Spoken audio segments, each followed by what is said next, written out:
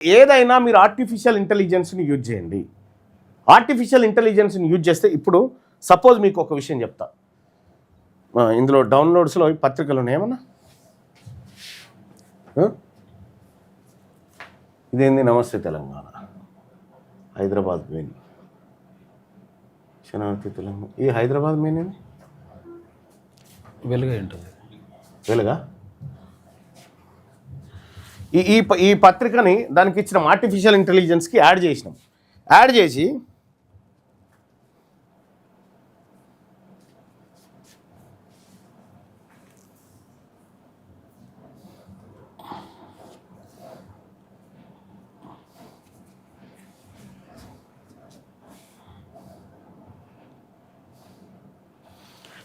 ఇప్పుడు దీనికి యాడ్ చేసినాం కదా. ఇప్పుడు ఇక్కడికి వచ్చి మీరు చూడండి, ఈ పత్రికను యాడ్ చేసినాం కదా. ఇప్పుడు ఈ పత్రిక సంగతి ఏందని అడగొచ్చుడా. అది వెలుగా? ఏ పత్రికనో తెలియదు. ఇందులోని పొరపాట్లను గుర్తించి చెప్పండి అని చెప్పినాం. ఆర్టిఫిషియల్ ఇంటెలిజెన్స్కి ఇచ్చినాం. ఏఐకి ఇస్తే చాట్‌జీపీటీ అయినా ఏఐ అయినా ఏదైనా, మీరు ఏదైనా తెలుసుకోవాలంటే మీ దగ్గరకు వచ్చిన వార్త నిజమా అబద్ధమా, దాంట్లో ఉన్న నిజం ఎంత, ఇదంతా తెలుసుకోవాలంటే మీరు ఆర్టిఫిషియల్ ఇంటెలిజెన్స్ను వాడాల్సిందే. ఆర్టిఫిషియల్ ఇంటెలిజెన్సు చాట్‌జీపీటీ అయితే 99% అబద్ధాలు చెప్పదు. ఇంకా కొన్ని వస్తూ ఉంటాయి. జెమినీకి సోర్సెస్ ఎక్కువ ఉంటాయి కాబట్టి జెమినీలో కూడా లేటెస్ట్ అప్డేట్స్ వస్తూ ఉంటాయి. ఇప్పుడు ఇది అనాలిసిస్ చేస్తూ ఉంది చూడు. ఆ పత్రికనిచ్చి ఇందులోని పొరపాట్లను గుర్తించి చెప్పండి అంటే ఇస్తూ ఉంది. ఇంకా కొన్ని అడగవచ్చు.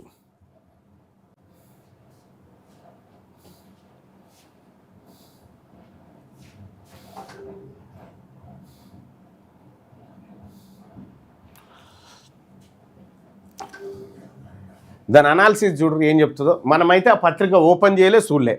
ఇందులోని పొరపాట్లు గుర్తించి చెప్పండి అన్నాం. అది ఏం పత్రికనో తెలియదు. ఒకసారి అది చూస్తే మీకు ఎందుకు చెప్తా ఉన్నా, పదే ఆర్టిఫిషియల్ ఇంటెలిజెన్స్ గురించి ఎందుకు చెప్తా ఉన్నంటే, మీడియా ఛానళ్ళ ఈ పత్రికల పని అయిపోయింది. ఫ్యూచర్లో ఇవి కనిపించాయి మీకు. ఫ్యూచర్లో ఇవి ఉండవు. దీని కాలం అయిపోయింది. ప్రపంచం అంతా ఇటువైపు వచ్చేసింది. మనం లేట్ అయినాం, ఇంకా మీరు తొందరగా రండి ఇటువైపు అని చెప్తా ఉన్నాం. ఇప్పుడు మన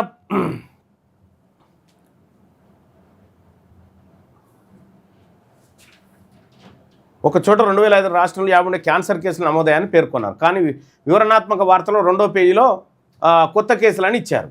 ఇగో ఈ పేపర్లో ఉన్నటువంటి తప్పులు ఇవన్నీ. మరణాల సంఖ్యలో తేడాలు ఉన్నాయి. హ్యాపీనెస్ రిపోర్ట్ స్థానాలు, ఇతర చిన్న పొరపాట్లు. ఇదేం పత్రిక ఇంతకీ? ఏం పత్రిక అది? హైదరాబాద్ వెలుగు దినపత్రిక. ఇక ఇవాళ వెలుగు దినపత్రికలో ఉన్నటువంటి పొరపాట్లన్నీ చెప్తా ఉంది చూడు. బడ్జెట్ అంకెట్లో పొరపాట్లు చేసిందట. క్యాన్సర్ గణాంకాల్లో వైరుధ్యం ఉందట.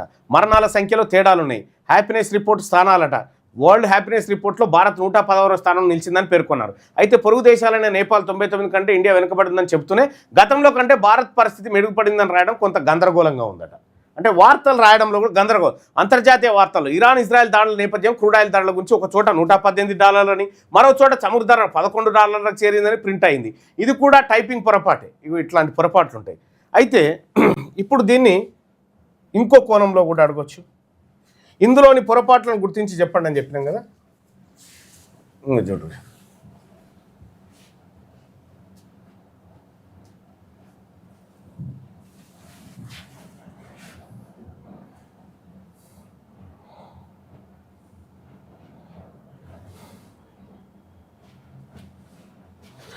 ఈ పత్రిక ఏ పార్టీకి వంత పాడుతుంది అని కొట్టాం అనుకో, అది మొత్తం పత్రిక అంతా చూస్తుంది. పత్రిక అంతా పరిశీలించి పత్రిక పరిస్థితి ఎట్లా ఉంది. తీన్మార్ మల్లన్న గారి ప్రసంగాన్ని మరియు మీరు పంచుకున్న ప్రభాత వెలుగు పత్రికలోని అంశాలను పరిశీలిస్తే ఈ పత్రిక రాజకీయ ధోరణి గురించి కొన్ని కీలక విషయాలు గమనించవచ్చు. ఈ పత్రిక will media private limited V6 గ్రూప్కి చెందింది. సాధారణంగా తెలంగాణ రాజకీయాల్లో V6 నెట్వర్క్ ప్రభుత్వ వ్యతిరేక వార్తలను లేదా ప్రజా సమస్యలను గట్టిగా వినిపించే ప్రతిపక్షంగా ముఖ్యంగా గతంలో బీఆర్ఎస్ ప్రభుత్వంలో గుర్తింపు పొందింది. తీన్మార్ మల్లన్న గారు తన కెరీర్ని V6లో తీన్మార్ మల్లన్న ప్రోగ్రాం ద్వారానే ప్రారంభించారు. ఆయనకు ఈ మీడియా గ్రూప్నకు ఉన్న అనుబంధం వల్ల ఆయన చేసే విమర్శలకు ఈ పత్రికలో ప్రాధాన్యత లభిస్తుంది అంటే నా గురించి రాస్తా ఉందట. ఇక్కడ ప్రస్తుత రాజకీయ ధోరణి, ప్రభుత్వ వ్యతిరేకత విమర్శ. ఈ పత్రిక ప్రస్తుత కాంగ్రెస్ ప్రభుత్వంపై కూడా విమర్శనాత్మక ధోరణి ప్రదర్శిస్తున్నట్టు కనిపిస్తోంది. బడ్జెట్ అంకెల్లోని వైరుధ్యాలు, క్యాన్సర్ మరణాలు, గణాంకాలు మరియు మలనగారు లేవనెత్తిన ఐటీ ఉద్యోగాల కోత వంటి అంశాలను హైలైట్ చేయడం ద్వారా ఇది ప్రతిపక్ష గొంతుగా కనిపిస్తుంది. ఇక ఇది మా పార్టీకి మద్దతు ఇస్తుంది. ఇటీవల తెలంగాణ స్థాపించడానికి సంబంధించి ఏ పార్టీ నేరుగా ఒకే పార్టీకి వంత పాడుతుందని చెప్పడం కంటే ఈ పత్రిక ప్రభుత్వ వ్యతిరేక ప్రశ్నించే ధోరణి ఉంటుందని చెప్పడం సమంజసం.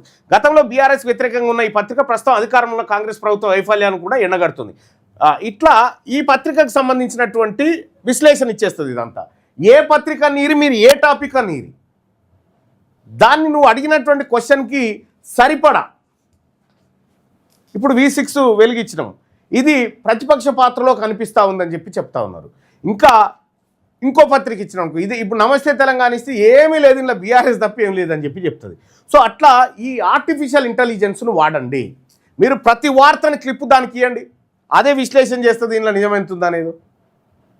ఆర్టిఫిషియల్ ఇంటెలిజెన్స్ అనేది చాలా ముఖ్యం, చాలా ముఖ్యం, చాలా ముఖ్యం. ఇంకా ఇవాళ మీ అందరికి తెలుసు కదా, బడ్జెట్ పెట్టబోతా ఉన్నారు.